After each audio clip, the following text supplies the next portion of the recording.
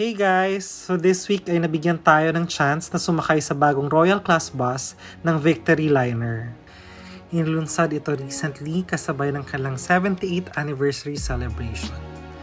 Since isa tayo sa pinakaunang pasahero sa bus na ito, ay napansin natin na amoy bago pa yung loob. Sa unang tingin ay familiar yung layout ng upuan. Medyo kamukha niya yung sleeper bus na sinasakyan natin minsan. Pero syempre, dahil nga Royal Class ito ay hindi mawawalang pangmalakasang features. Sasakay ka pa lang ay andyan na yung red carpet na para lang sa mga Royal Class passengers. Yung seats nila ay fully reclinable at may generous naman na legroom. Malinis at maluwag ang kanilang CR at higit sa lahat, may bidet ito.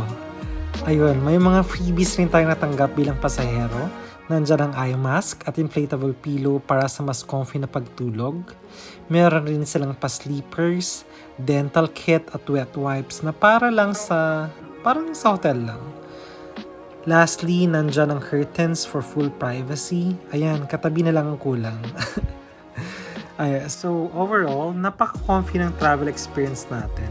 Sa lahat ng premium buses na nasakyan na natin, ay ito so far yung pinakaangat sa lahat.